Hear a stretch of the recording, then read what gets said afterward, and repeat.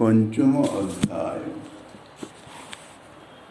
सफलकपुत्र भगवत पितृव्य स्वनिरस ज्ञान विशुष्क चेतः वृद्ध दयार्दं तर तव विहीनं कंसस्य दत्ते अविरत ब्रजेयन् संचिन्तयन् कृष्णो पदाम्बुजद्वयं तस्य प्रकर्षयातिशयं न्यावर्णयत् गोपी महत्कर्ष भवान् वर्णनैस्तल्लोलिते धर्तन् मभावयन् हृदि। कलिजुग पावन अवतार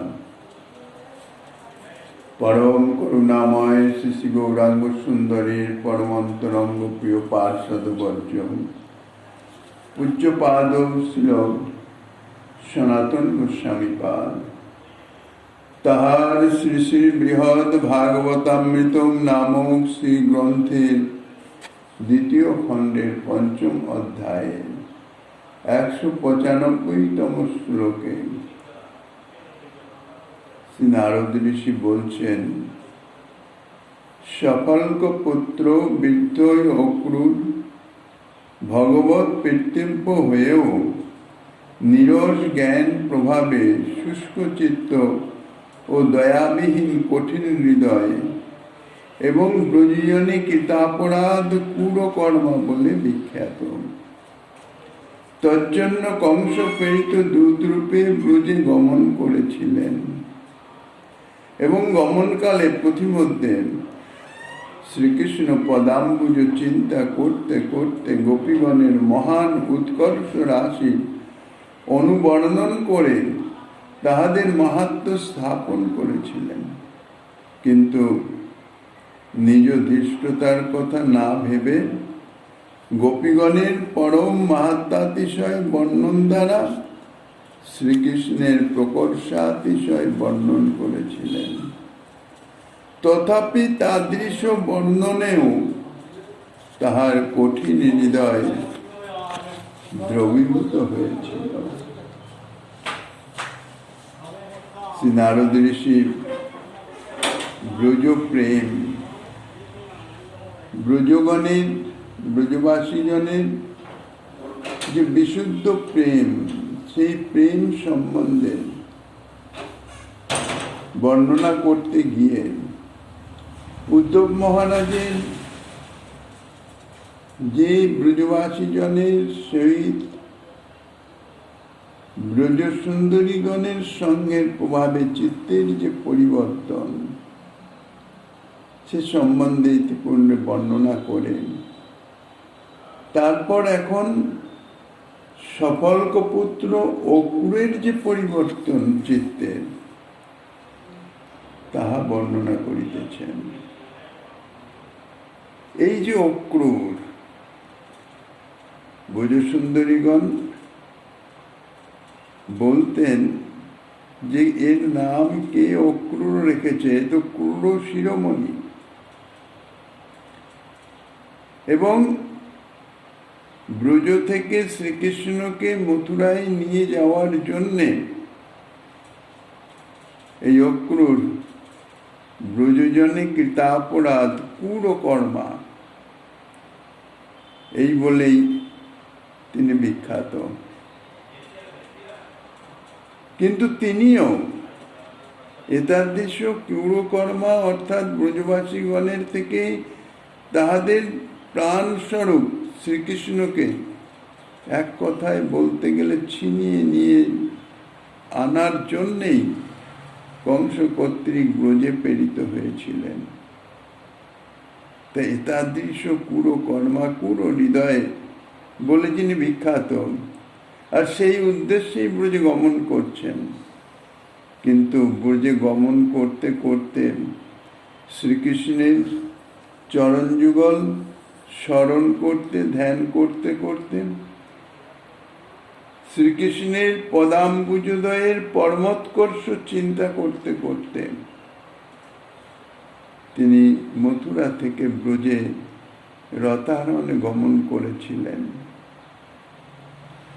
এবং তৎপ্রসঙ্গে শ্রীকৃষ্ণের চরণদ্বয়ের পরমোৎকর্ষ চিন্তা করতে করতে গোপীগণের যে মহৎকর্ষ রাশি পরম মহাত্মতিশয় তাহার অনুবর্ণন হেতু চাঞ্চল্য বশত স্বীয় ধৃষ্টতার কথা মনেই স্থান পায় নাই।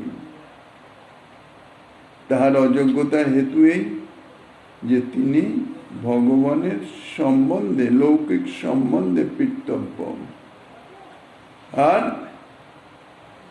ভক্তি রস শূন্য নিরস জ্ঞান ভাবে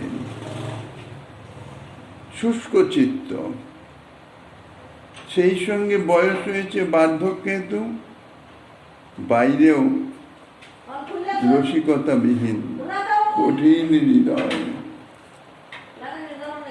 কারণ যে দয়ায় চিত্ত দ্রবিত হয়, যে দয়াগুণ হৃদয়ে প্রকাশিত হলে চিত্ত দ্রবীভূত হয়ে যায়, চিত্তের যে কর্কশতা কঠিনতা তাহা দূরীভূত হয়ে যায়, তিনি সেই দয়াবৃত্তি শূন্য কংস প্রেরিত দূত।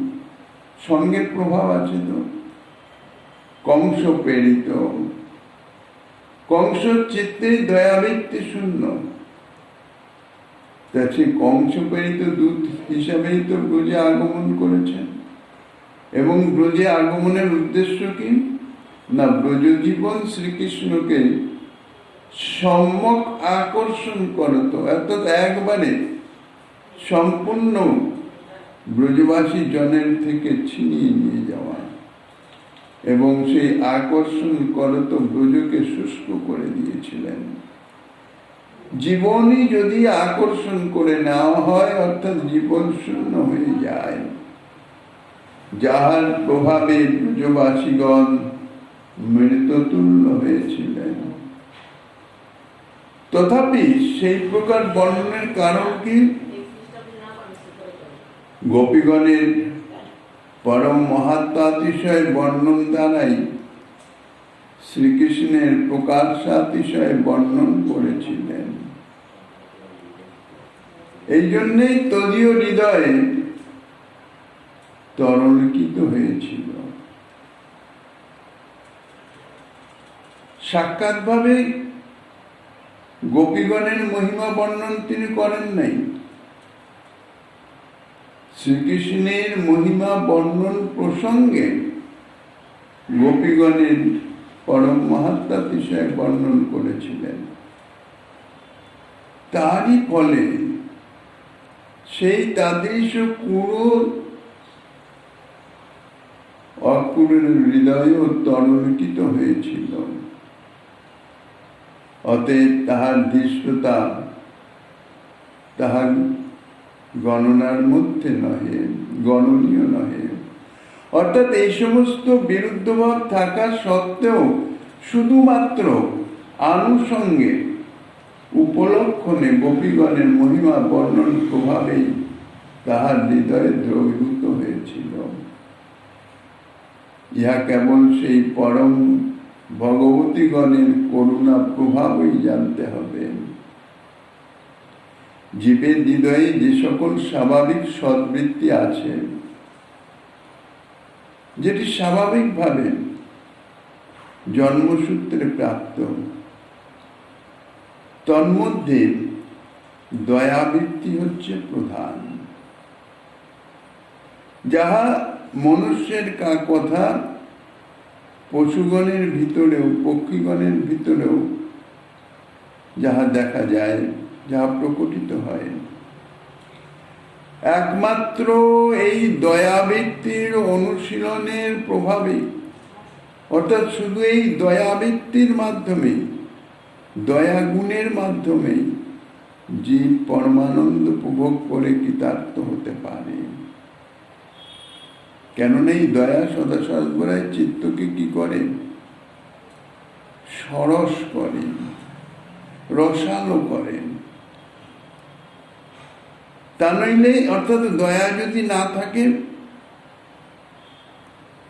তাহলে চিত্ত ক্রমশ শুষ্ক নিরস কঠিন প্রস্তরবৎ হয়ে যায়, পাথরের মতন হয়ে যায়। এতাদৃশ দয়া, দয়া কাকে বলে? সাধারণভাবে অপরের দুঃখ কষ্ট তাহা দর্শনে চিত্তের যে দ্রবীভূততা, সেই দ্রবীভূততার প্রভাবে তাহার সেই দুঃখ দূর করবার যে আন্তরিক ইচ্ছা, তাহার নাম হচ্ছে দয়া। অর্থাৎ অন্যের দুঃখে চিত্ত দ্রবীভূত হলে শুধু দ্রবীভূত নয়, দ্রবীভূত হয়ে তাহার সেই দুঃখ নাশের নিমিত্ত অন্তরে যে একটা ইচ্ছা এবং চেষ্টা, যেটা প্রবৃত্তি, তাহাকেই বলা হয় দয়া। অপরের দুঃখ দর্শনে হৃদয়ের এই দ্রবীভূত ভাব, ইহা হইতেছে অমৃতের উৎস স্বরূপ। ইহার থেকেই অমৃত প্রকাশিত হয়। অতএব যাহার হৃদয়ে এই দ্রবাবস্থার অভিব্যক্তি যত বেশি পরিমাণে হয়, অর্থাৎ যাহার হৃদয়ে দয়াগুণ যত বেশি প্রকাশিত, তাহার হৃদয়ে সেই পরিমাণে অমৃতত্ব প্রাপ্ত হয়। কিন্তু দয়ার পরিপন্থী ভাব দ্বারা যদি কখনো চিত্ত আক্রান্ত হয়ে যায়, তাহলে কিন্তু আর চিত্ত দ্রবীভূত হয় না, দয়াগুণটি শুষ্ক হতে থাকে। এই যে চিত্তের দয়াবৃত্তি নাশক যে ভাব, তাহা অসংখ্য। সেই অসংখ্য প্রকার হলেও মুখ্যত যা দেখা যায়, সাধারণত হৃদয়ে যদি কোনো প্রত্যুপকার আশা বিদ্যমান থাকে, অর্থাৎ আমি ইহার এই উপকারটি করব, এর পরিবর্তে ইহা আমাকে নিশ্চয়ই এই উপকার করবে, এই জাতীয় যে আশা প্রত্যাশা যদি হৃদয়ে থাকে এবং সেই উদ্দেশ্যে সেই আশা হৃদয়ে পোষণ করে অপ্রকাশিত হলেও, গোপন হলেও যদি পরের উপকার করা যায় এবং প্রত্যুপকার যদি না পাওয়া যায়, তাহলে কিন্তু তাহা এক সময় ক্ষোভে প্রকাশিত হয়ে যায়, তাহা খেদ পূর্বক হৃদয় থেকে বহিষ্কৃত হয়। লাভ, পূজা, প্রতিষ্ঠাদির বশবর্তী হয়ে অপরের উপকার করা, মান সম্মান ইত্যাদি প্রাপ্তি, প্রত্যুপকার প্রাপ্তি ইত্যাদির ভাব অন্তরে পোষণ করে যে অপরের উপকার করা, ইহা যথার্থ দয়া নহে। অতএব এই সকল বিরুদ্ধ ভাব পরিত্যাগ করে সর্বভূতস্থ শ্রী ভগবান, সর্বভূতে, শুধু মনুষ্য বলে নয়, মনুষ্য, পশু পক্ষী, কীট পতঙ্গ, স্থাবর জঙ্গম সমস্ত কিছুর মধ্যেই শ্রী ভগবান বিরাজমান। এই ভাবনা চিত্তে ধারণা করে, পোষণ করে, অনুভব তো সম্ভব নয় সকলের, সর্বভূতে তিনি বিরাজমান, বাসুদেবম সর্বম, এটি অনুভূত হওয়া অত্যন্ত দূরের কথা। কারণ চিত্তের অতি উচ্চ অবস্থায় উন্নীত হলেই তবে ইহা অনুভব হয়, কিন্তু অনুভবের কথা নয়, ভাবনার কথা। এটা তো ধ্রুব সত্য যে সর্বভূতে তিনি পরমাত্মা রূপে বিরাজমান, এ বিষয়ে বিন্দুমাত্র সংশয় নেই। কিন্তু তার অনুভব আমার চিত্তে আসেনি, কেননা আমার চিত্ত তাদৃশ শুদ্ধ নহে, তাদৃশ অধিকারী নয়। কিন্তু ইহা তো আমি জানি, তো জানি যখন, তখন সেই ভাব আরোপ করতে তো কোনো দোষ নাই। সেই ভাব আরোপ করে যদি অপরের উপকার করা যায়, সে যেই হোক না কেন, এর মধ্যে তো আমারই প্রভু বা সর্বেশ্বর শ্রী ভগবান তিনি তো বিরাজমান আছেন। এর যদি কোনো উপকারে আমি লাগি, অর্থাৎ উপকার আমি করতে পারি, তাহলে সেই ইহার অন্তর্স্থিত যে শ্রী ভগবান তিনি তো সন্তুষ্ট হবেন। তাইলে শ্রী ভগবানের সন্তোষার্থে যদি কারো পরের উপকার যারা করেন, তাহাদের পরোপকারই হচ্ছে নির্মল। কোনো কিছুর প্রত্যাশা নয়,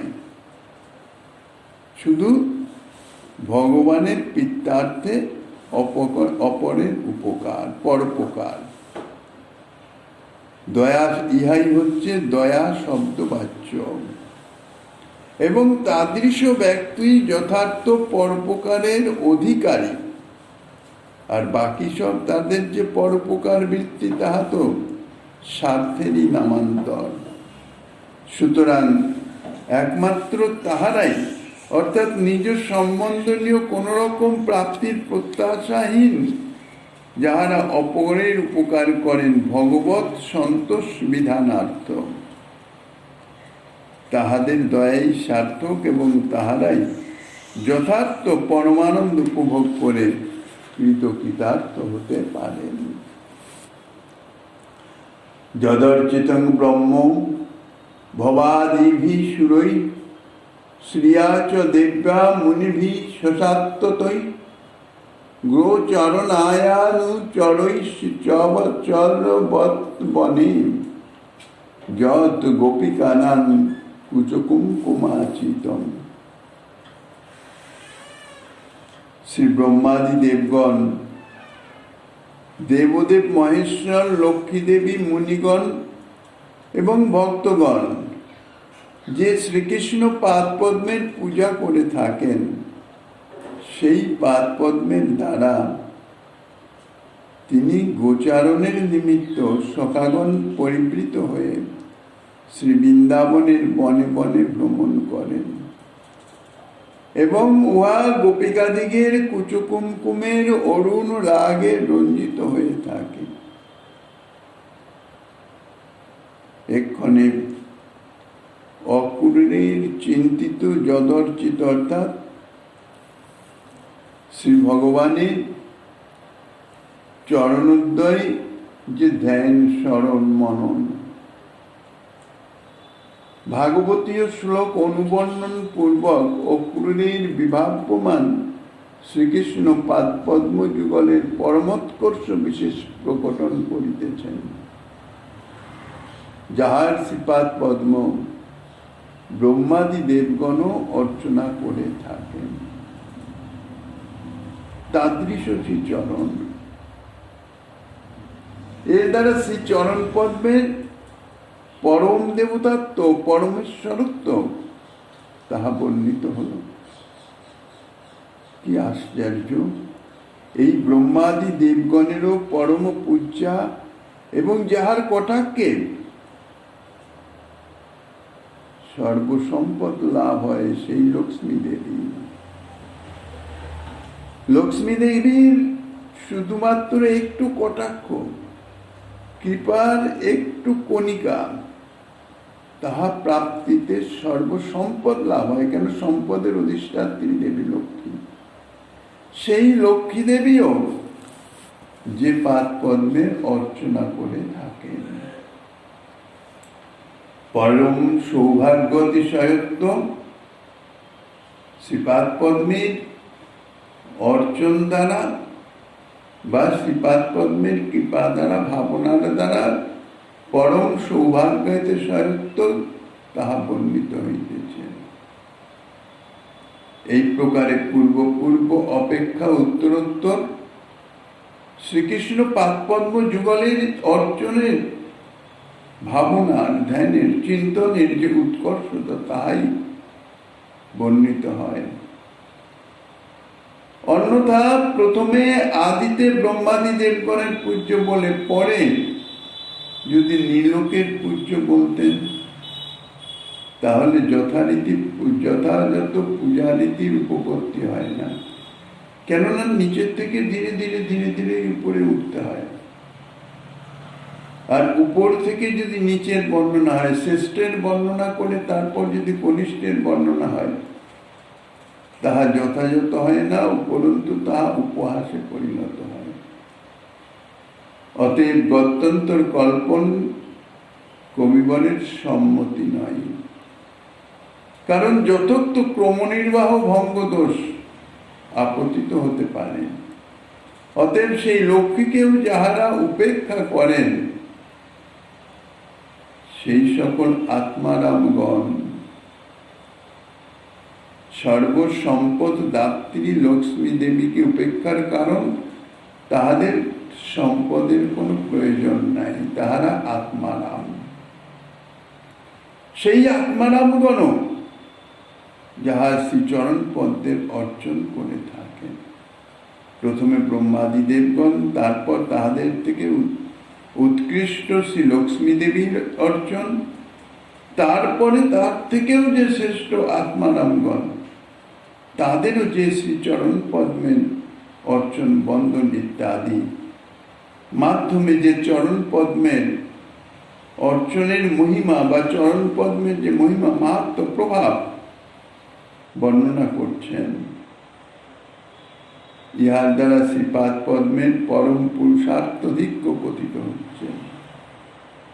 আবার মোক্ষানপেক্ষ মুনিগণ, যাহারা মোক্ষেরও কামনা করেন না, তাদৃশ যে মুনি ঋষিগণ এবং ভক্তি নিষ্ঠা প্রাপ্ত শ্রেষ্ঠ ভক্তগণ যে শ্রীপাদ পদ্মের অর্চনা করে থাকেন, এর দ্বারা শ্রী ভগবানের ভক্ত সকলের প্রতি আত্মপ্রদত্ত পরম উদারত্ব তাহা কথিত হল। শ্রীকৃষ্ণ যে তাহার অর্চনকারীকে অর্থাৎ তাদৃশ ভক্তগণকে নিজেকে সমর্পণ করে দেন, আত্মপ্রদত্ত। শাস্ত্রে বর্ণিত আছে,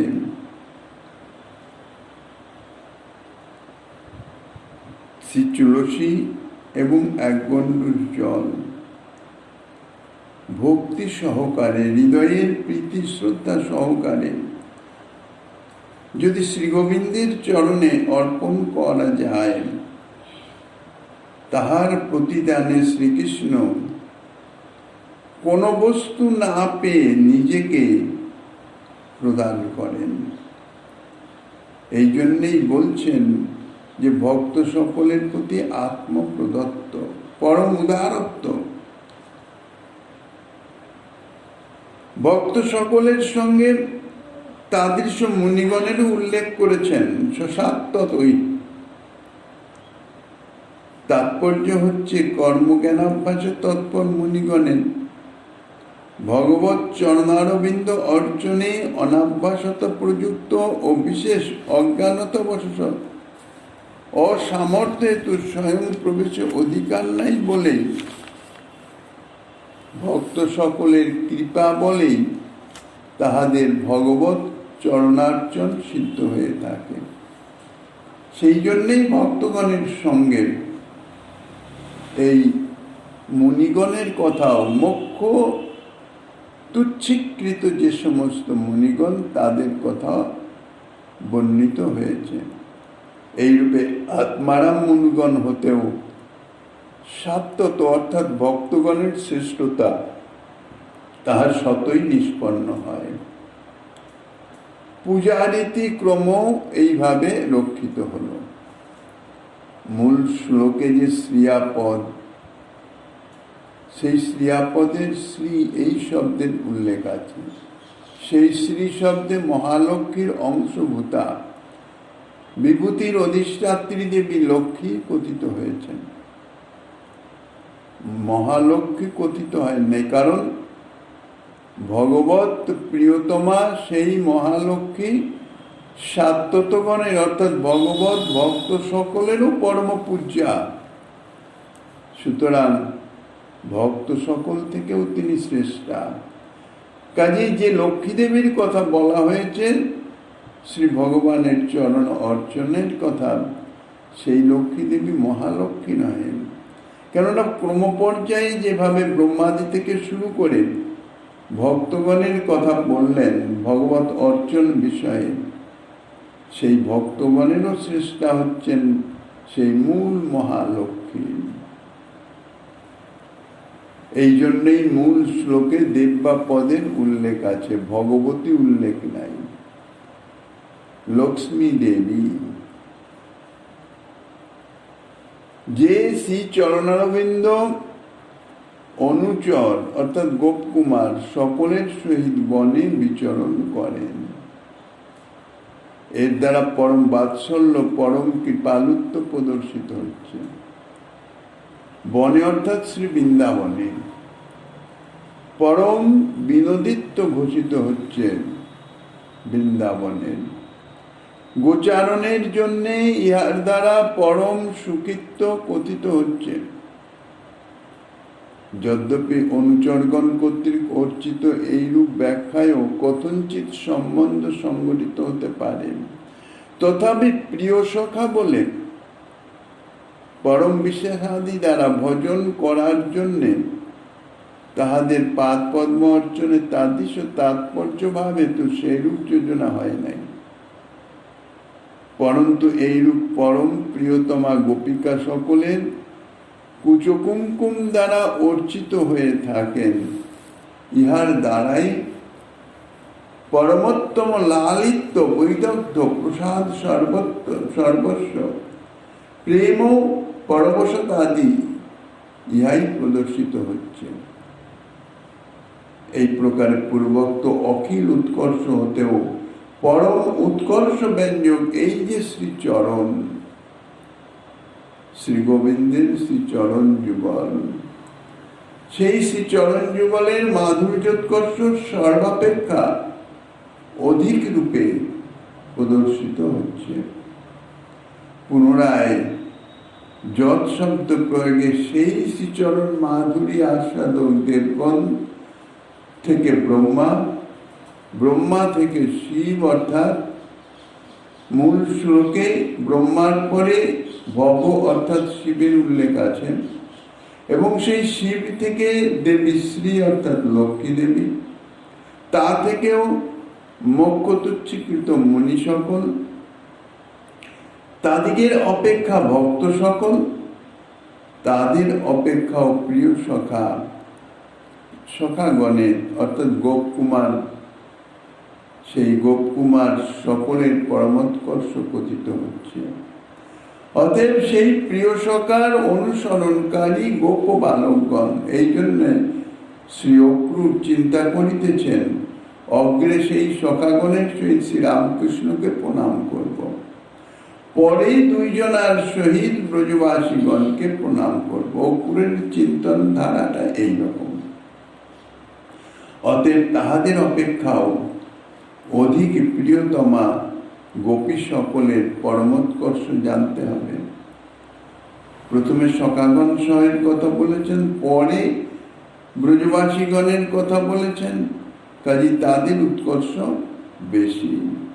অতএব তাহাদের কুচকুমকুম দ্বারা অর্চিত বলায় শ্রী ভগবানের মুখ্য প্রয়োজন যে সেই গোপী প্রেম বিস্তার এবং প্রিয়জনের বশ্যতাত্মক যে প্রসাদ বিশেষ মাধুরী, সেই মাধুর্য প্রকটন দ্বারা স্বীয় পাদপদ্ম অর্থাৎ শ্রী ভগবত পাদপদ্ম শ্রীকৃষ্ণ পাদপদ্ম যুগলের পরমোৎকর্ষ বিশেষ বর্ণনাই তাহাই সিদ্ধ হইতেছে।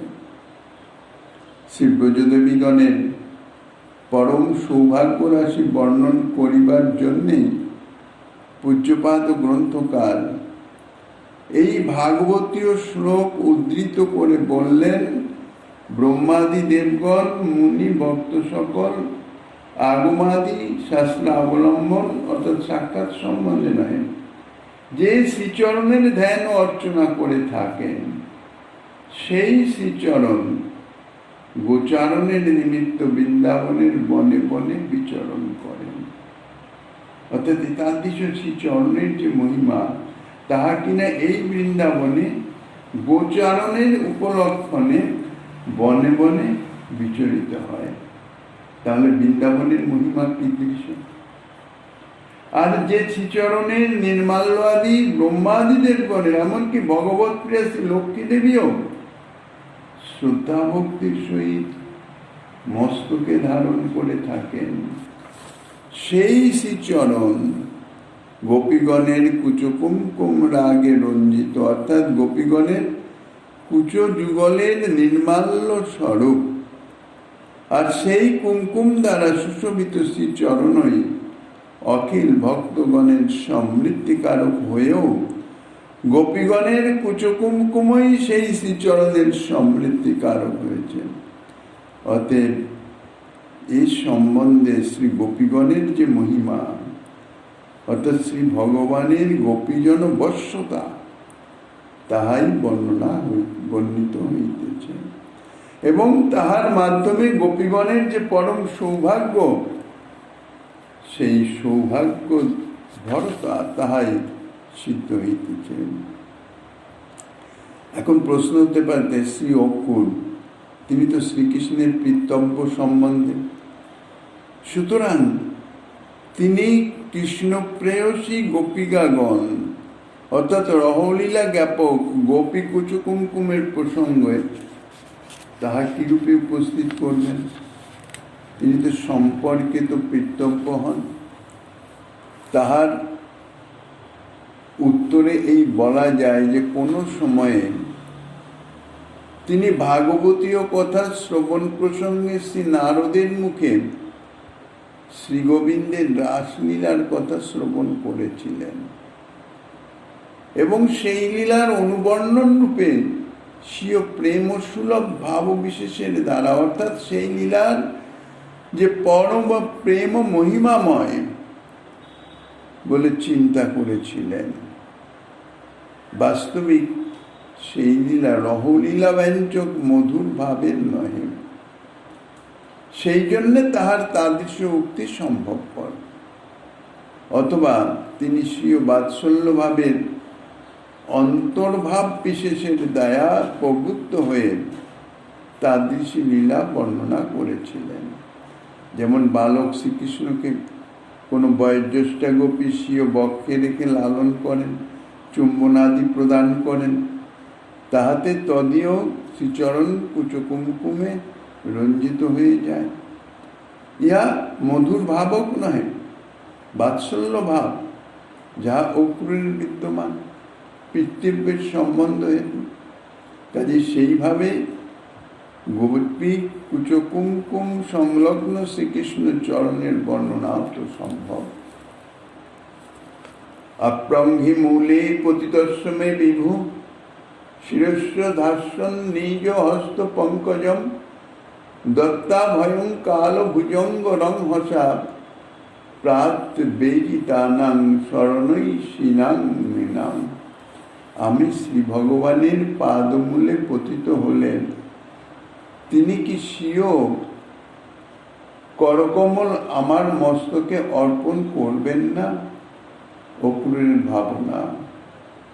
যাহারা কালরূপ ভুজঙ্গ বেগে ভয় প্রাপ্ত হয়, তাহারা ওই পদ্মহস্ত স্মরণ করলেও অভয় প্রাপ্ত হয়ে থাকে। তাদৃশ পদ্মহস্ত সেই অক্রূরের মনোরথ করতে করতে শ্রী ভগবানের শ্রী হস্তপদ করকমল এবং সেই শ্রী হস্তপদ্মের উৎকর্ষতা তাহা বিভাবন করেছিলেন, অর্থাৎ মন্তরে চিন্তা করতেছিলেন এবং যাহা স্বয়ং বর্ণন করেছিলেন। অধুনা শ্রী নারদ প্রসঙ্গক্রমে সেই পদদ্বয়ের বর্ণনা করিতেছেন, করদ্বয়ের বর্ণনা করিতেছেন। অক্রূর চিন্তা করেছিলেন যে আমি তার শ্রী চরণ যুগলে যখন পতিত হব, তখন তিনি কি সেই হস্তকমল আমার মস্তকে দান করবেন? অন্তরে সংশয়ে ছন্ন প্রত্যাশা সেই হস্তকমলের, যে হস্তকমল কালবেগে প্রপীড়িত মুমুক্ষুদিগের সর্বগ্রাসক অজগর তুল্য মোক্ষের কবল থেকে উদ্ধার করে অভয় প্রদান করে থাকেন।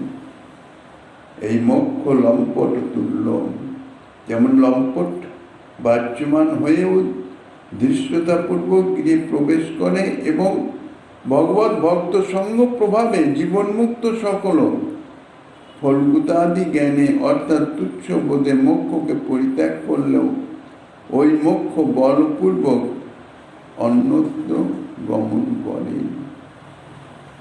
এই জন্যই মোক্ষকে লম্পট তুল্য বলা হয়েছে। অতএব যে শ্রীহস্ত কমল মুমুক্ষুদিগের সংসার ভয় নিবারক, সকাম দিগের উন্নতিপ্রদ এবং শরণাগত ভক্তের পক্ষে পরম সুখদায়ক, তাদৃশ হস্ত কমলকে তিনি আমার মস্তকে অর্পণ করবেন।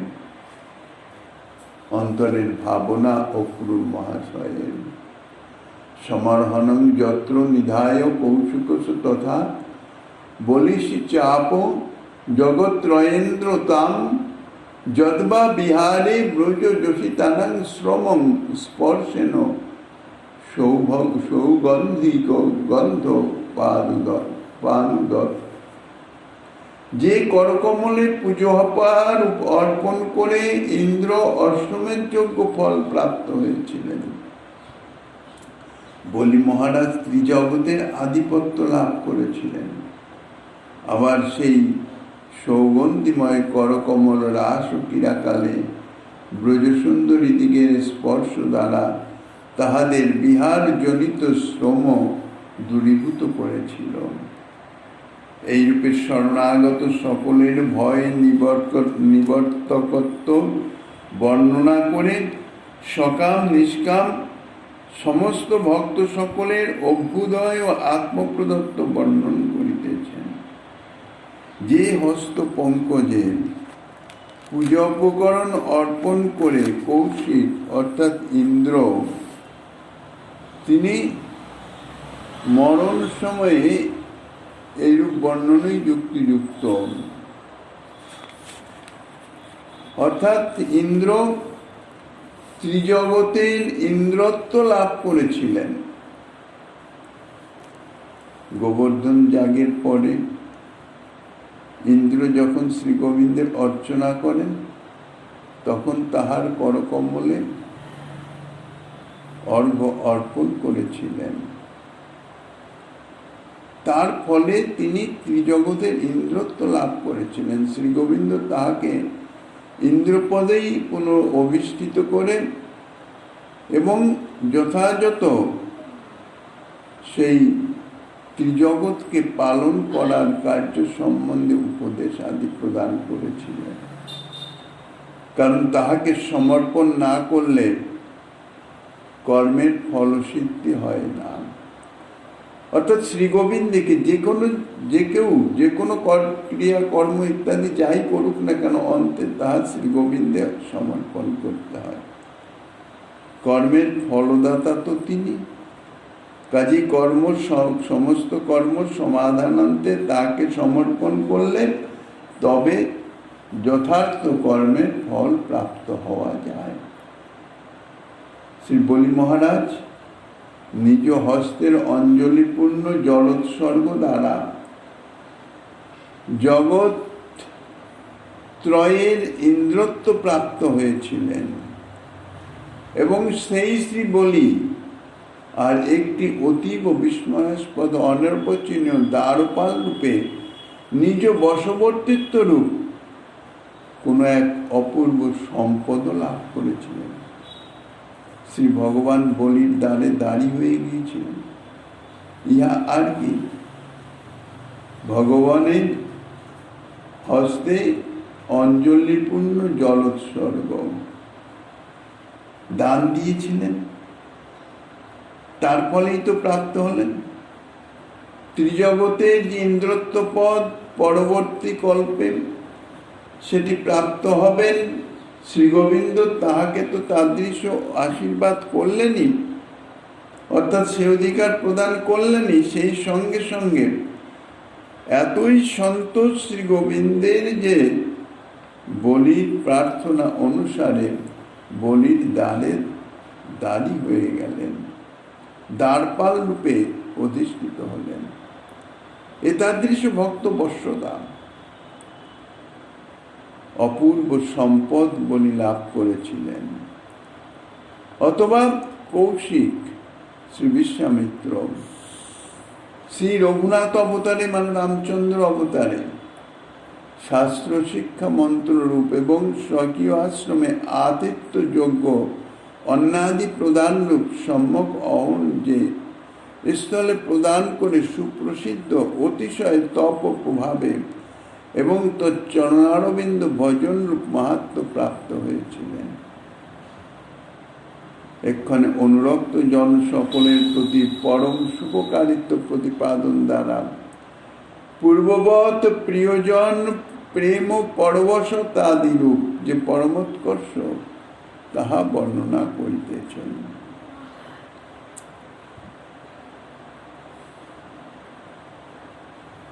মূলের বিহার এই পদ দ্বারা বিনোদিত তথা ব্রজ যশিতাং এই পদ দ্বারা তাদৃশ প্রিয়জনে যোগ্য প্রসাদ সম্পাদিতত্ব এবং স্বয়ং পদ দ্বারা বৈদক্তি বিশেষ সূচিত পরম সুকৃত্য স্পর্শেন এই পদ দ্বারা মনোহরত্ব এবং পরমানন্দ করত্ব ইত্যাদি বর্ণিত হয়েছে।